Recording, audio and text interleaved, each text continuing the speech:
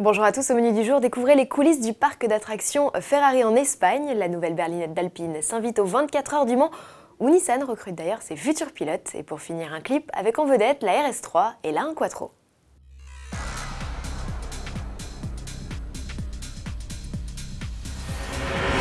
Ferrari Land, c'est parti. La première pierre du deuxième parc d'attractions entièrement dédié au cheval cabré a été posée le 7 mai dernier au sein du complexe de loisirs de Port Aventura en Espagne. Un pavé à la symbolique forte puisqu'il vient directement de la maison d'Enzo Ferrari à Maranello. C'est en présence de Sebastian Vettel, le pilote de la Scuderia, et de Maurizio Arrivabene, patron de l'équipe de F1, que la cérémonie a eu lieu. C'était quelques jours avant le Grand Prix de Barcelone. Depuis, les travaux sont lancés, comme en témoigne cette vidéo postée sur le réseau social de Parc à thème, pacommunity.com. Un chantier d'envergure puisqu'il va s'étendre sur environ 10 terrains de football. Plus de 100 millions d'euros vont être injectés et comme le Ferrari World à Abu Dhabi, le Ferrari Land comptera son lot de manèges à sensations avec notamment le plus haut accélérateur vertical d'Europe.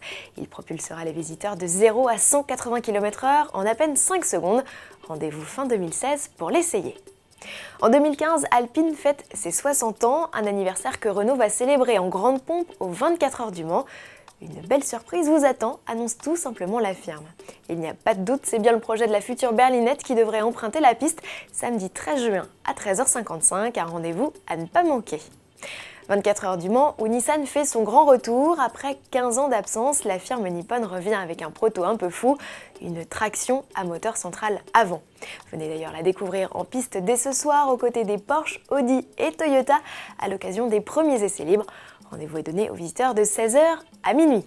Mais au-delà du défi technologique, Nissan en profite aussi pour promouvoir sa filière de détection de pilotes, la GT Academy. Histoire de vous convaincre de lâcher votre manette de jeu pour prendre le volant d'une voiture, une vraie, Nissan a des arguments.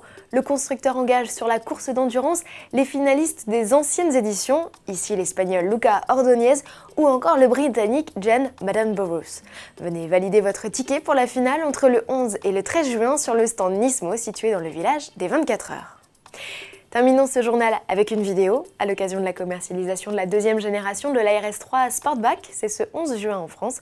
Audi a publié un clip plutôt sympathique mettant en scène la compacte 5 cylindres turbo de 367 chevaux et la légendaire A1 Quattro Rally. On se quitte sur ces belles images et pour voir notre test de la RS3 Sportback, une seule adresse, essai.autoplus.fr. À demain.